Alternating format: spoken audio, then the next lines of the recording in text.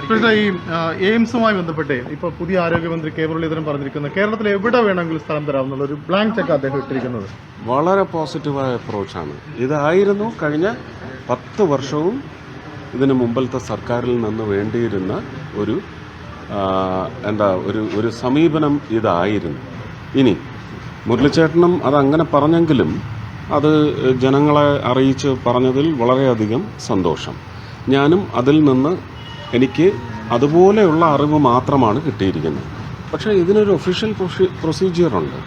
അതനുസരിച്ച് ആദ്യം മുതൽ പറയുന്നത് 2016 രാജ്യസഭയിൽ എത്തിയപ്പോൾ മുതൽ പറയുന്നത് ശ്രീ പിണറായി വിജയനോടായാലും ശരി തന്നെ ആരോഗ്യമന്ത്രിമാർ രണ്ടുപേരോടായാലും പറഞ്ഞിരുന്നത് ഇവിടെ നിന്ന് എയിംസിനെ സംബന്ധിച്ച് കേരളത്തിൻ്റെ സന്നദ്ധത അറിയിക്കുമ്പോൾ 5 സ്പോട്ടുകൾ അതിന് വ്യക്തമായ ഗൈഡ് ലൈൻസ് ഉണ്ട്. ആ ഗൈഡ് ലൈൻസ് അനുസരിച്ച് നൽകിയ സംസ്ഥാനങ്ങൾക്കാണ് ഇപ്പോൾ പുതുതായി സ്കീമിൽ വന്നിട്ടുള്ള എയിംസ് ലഭിച്ചിട്ടുള്ളത്. ആ ഗൈഡ് ലൈൻസുമായി അത് ഇണക്കി ചേർത്ത് 5 ജില്ലകളിൽ എവിടെയൊക്കെ നിങ്ങൾക്ക് താല്പര്യമുണ്ട്, സ്ഥലം നൽകാൻ പറ്റും എന്ന് പറയുന്ന സന്നദ്ധത അങ്ങോട്ട് അറിയിക്കണം. അതിപ്പോൾ അറിയിച്ചാൽ അടുത്ത ബഡ്ജറ്റ്, വൈകിയാൽ ചിലപ്പോൾ അതിനടുത്ത ബഡ്ജറ്റായി പോകും. ഇതെല്ലാം ബഡ്ജറ്റിൽ ഉൾക്കൊള്ളിക്കുന്നതിന് മുമ്പ് മൊത്തം ഒരു ക്വാണ്ടം ലോഡ് അളന്നിട്ടാണ് ഇതെല്ലാം പങ്കുവെച്ച് കൊടുക്കുന്നത്. ഒരു എം പി ലാഡ്സ് ഫണ്ട് 7 മണ്ഡലങ്ങളിലായിട്ട് പങ്കുവെച്ച് കൊടുക്കുന്നത് പോലെ തന്നെയാണ് നാഷണൽ ബഡ്ജറ്റിൽ നിന്ന്. അത് BJP ഭരിച്ച സംസ്ഥാനങ്ങൾക്കാണോ എയിംസ് കിട്ടിയതെന്ന് ചോദിച്ചാൽ അവർ സ്ട്രിക്റ്റായിട്ട് ഗൈഡ് ലൈൻസ് പ്രകാരം നൽകിയ ഇടങ്ങളിലാണോ അത് ലഭിച്ചത് എന്ന് നോക്കുക. അതിൽ ഒരു എയിംസ് വരുന്നത് കൊണ്ട് ഉന്നമനമുണ്ടാവുന്ന പ്രദേശങ്ങൾ ഏത്, അത് പരിഗണനയിൽ വരും. നമുക്കിന്ന് കേരളത്തിൽ അങ്ങനെ പരിഗണിക്കപ്പെടേണ്ടത് ഒരുപക്ഷെ മറ്റ് ഒരു രീതിയിലും വികസനമെത്താത്ത ഇടുക്കി, ആലപ്പുഴ ജില്ലകളാണ്. പക്ഷേ തൃശ്ശൂരിൽ നിന്നൊരു MP ആദ്യമായി തെരഞ്ഞെടുത്ത കേരള നിശ്ചയം, അതിനൊരു മര്യാദ കൽപ്പിക്കണമെങ്കിൽ തൃശ്ശൂരിനത് ലഭിക്കണം. ഇതെല്ലാം ഒന്നുകിൽ പ്രാദേശികം അല്ലെങ്കിൽ രാഷ്ട്രീയപരം എന്ന് പറയുന്ന വിലയിരുത്തൽ വളരെ മോശവുമാണ്. ഇനി തൃശ്ശൂരിന് കൊടുത്താൽ പറയും അപ്പോൾ MP-മാരെ തന്നില്ലെങ്കിൽ തരില്ല എന്നും പറയുന്ന പക്ഷമുണ്ടാവും. അപ്പോൾ അതുകൊണ്ട് അതൊന്നുമല്ല, മലയാളികൾ ഒന്നിച്ച് വിചാരിക്കണം ഞങ്ങളുടെ കേരളം എന്ന് തന്നെ വിചാരിക്കണം. അങ്ങനെ വിചാരിച്ച് കേരളത്തിൽ എവിടെ വന്നാലും നല്ലത് എന്നേ ഞാനും വിചാരിക്കുന്നുള്ളൂ.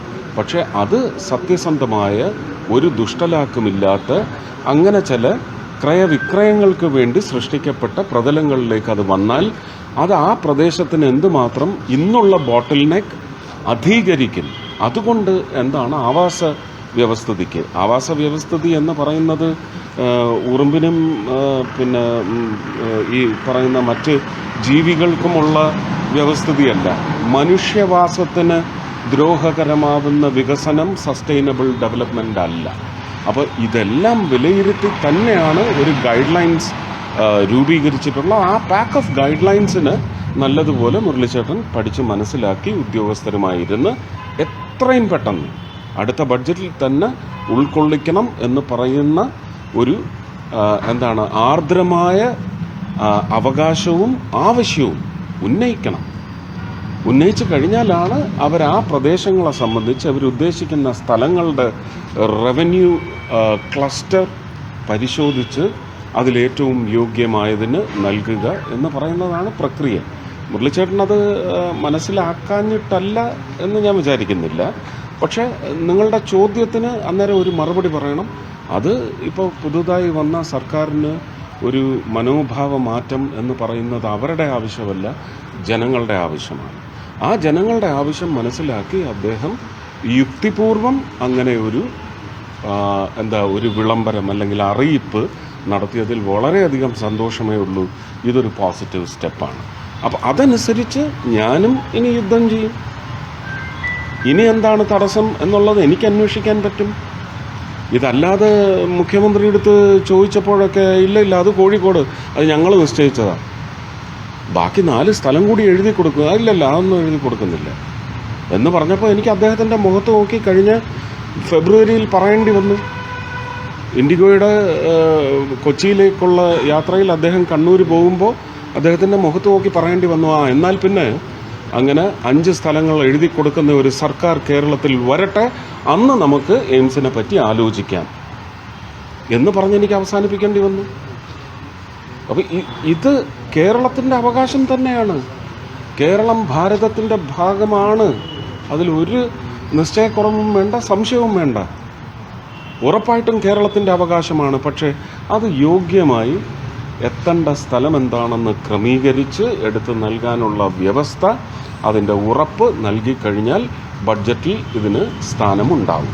അത് അടുത്ത ബഡ്ജറ്റ് അല്ലെങ്കിൽ അതിനടുത്ത ബഡ്ജറ്റിൽ ഉറപ്പായിട്ടും ഉണ്ടാകാനുള്ള ശ്രമമാണ്. ഞാനെന്താ പറഞ്ഞിരിക്കുന്നത്? എല്ലാവരും എയിംസിൻ്റെ പേരിൽ എന്നെ ഒരുപാട് തേച്ചു. എല്ലാവരും, പത്രക്കാരായാലും ശരി തന്നെ. അന്ന് ഞാൻ പറഞ്ഞു, ഇനി എയിംസ് വന്നാൽ അത് എൻ്റെ ക്രെഡിറ്റിലേക്ക് മാത്രമായിരിക്കുമെന്നുള്ളത് ഒന്നുകൂടി തറപ്പിച്ച് ഞാനിവിടെ പറയുന്നു. അതിനുവേണ്ടി പ്രയത്നിക്കും. അതിന് സാധിച്ചില്ലെങ്കിൽ രാഷ്ട്രീയം വിടും. ഇനി നിങ്ങളുടെ അടുത്ത് വോട്ട് ചോദിച്ച് വരില്ല എന്ന് ഏത് MP പറഞ്ഞു നിങ്ങളുടെ അടുത്ത് നെഞ്ചു വിരിച്ച്? ഇതറിഞ്ഞു കഴിഞ്ഞപ്പോൾ KC വേണുഗോപാൽ വിളിച്ചല്ല, നമുക്ക് ആലപ്പുഴയ്ക്ക് വേണ്ടി ഞാൻ ശ്രമിക്കാം. അങ്ങനെ എല്ലാവരും ശ്രമിക്കട്ടെ, യോഗ്യമായ സ്ഥലത്ത് വരട്ടെ. അതിൽ പക്ഷേ വിഭാഗീയത, പ്രാദേശികത ഒന്നും കാണരുത്. മലയാളികൾ സന്തോഷിക്കണം. അത് ഞങ്ങളുടെ കേരളം അത് നേടിയെടുത്തു എന്ന് മാത്രം വിചാരിക്കണം. അത്രേ പറയാൻ. ഞാൻ ചോദിക്കുന്ന ഇതേ ആളുകളാണ് മറ്റു രാജ്യങ്ങളിലുള്ളത്. നമ്മളത് മാക്സിമം ആദ്യം ഒരു 9 രൂപ 94 പൈസ കൂടിയ സമയത്ത് അത് മുഴുവൻ കേന്ദ്ര സർക്കാർ പരിഹാരം ചെയ്തുകൊണ്ട്, ടാക്സ് പിരിക്കാതെ അത് ഓയിൽ കമ്പനിക്ക് നൽകിക്കൊണ്ട് ജനങ്ങളുടെ മേൽ അടിച്ചേൽപ്പിക്കാത്ത ഒരു തന്ത്രമാണെന്ന് ആവിഷ്കരിച്ചത്. അത് ജനങ്ങൾക്ക് ഗുണം ചെയ്തില്ല. പക്ഷേ ഈ യുദ്ധം എന്ന് പറയുന്നത് നമ്മളൊരു 7 പടക്കം എറിഞ്ഞതിൻ്റെ പേരിലല്ല. ഇത് ലോകത്തെ വിവിധ പ്രദേശങ്ങൾ ഇത് അനുഭവിച്ചുകൊണ്ടിരിക്കുകയാണ്. നമ്മൾ 43-47 രാജ്യങ്ങളിൽ നിന്നാണ് ഇറക്കുമതി ചെയ്യുന്നത്. മോദി 5 രാജ്യങ്ങൾ സന്ദർശിക്കുന്നതിന് വേണ്ടി പുറപ്പെട്ടപ്പോഴും അതിൻ്റെ ചെലവന്വേഷിച്ച സമൂഹം ആ 5 യാത്രയിലൂടെ നമുക്ക് ഒരുപക്ഷെ ഇതിന് വേണ്ടുന്ന കരുതൽ വെസ്റ്റ് ഏഷ്യൻ ക്രൈസിസിലൂടെ നമ്മൾ പഠിച്ചെങ്കിൽ എന്ത് നടപടിയാണ് സ്വീകരിച്ചത്, എന്ത് മുന്നേറ്റമാണ് ആ 5 രാജ്യങ്ങളിലെ സന്ദർശനത്തിലൂടെ. മെമ്മോറാൻഡം ഓഫ് അണ്ടർസ്റ്റാൻഡിംഗ് അല്ല, എഗ്രിമെൻ്റാണ് ഒപ്പിട്ട് വന്നിരിക്കുന്നത്. അടുത്ത 2030 വരെയുള്ള നമ്മുടെ സ്ട്രാറ്റജിക് പെട്രോളിയം റിസർവിന് ശക്തമായ പിന്തുണ നൽകുന്ന വലിയ നീക്കമാണ് UAE-യിൽ നടത്തിയിരിക്കുന്നത്. നമ്മുടെ നഴ്സിംഗ് പഠിച്ചിറങ്ങുന്ന സഹോദരിമാരുടെ അല്ലെങ്കിൽ കുഞ്ഞു മക്കളുടെയൊക്കെ എണ്ണമെന്ന് പറയുന്നത് ക്രമാതീതമായി വർദ്ധിച്ചുകൊണ്ടിരിക്കുകയാണ്. അവർക്കെല്ലാം ഇന്ത്യയിൽ തന്നെ ജോലി, അല്ലെങ്കിൽ ഇന്ത്യയിൽ ഇന്നും 18,000 രൂപയ്ക്ക് ജോലി എടുക്കുന്ന ഒരു നഴ്സിന് മുന്നോട്ട് എന്ത് ഗതി? അതിനുള്ള നീക്കവും നടത്തിയിട്ടുണ്ട്. അത് ഇറ്റലി ആയാലും നോർവേ ആയാലും ഇവിടെയൊക്കെ അതിനുള്ള മുന്നേറ്റവും അദ്ദേഹം നടത്തിയിട്ടുണ്ട്. അപ്പോൾ അങ്ങനെ രാജ്യത്തിൻ്റെ പണം ചെലവാക്കി ഒരു യാത്ര നടത്തുന്നത് രാജ്യത്തിന് വേണ്ടി മാത്രമാണ്. നിങ്ങൾ അദ്ദേഹത്തിൻ്റെ യാത്രയിൽ എവിടെയെങ്കിലും ബാങ്കിൽ പണം ഡെപ്പോസിറ്റ് ചെയ്യാനും അവിടുന്ന് പണം സമാഹരിച്ചു കൊണ്ടുവരാനും എന്തെങ്കിലും നീക്കം നടന്നിട്ടുണ്ടോ എന്ന് നിങ്ങൾ അന്വേഷിക്കും.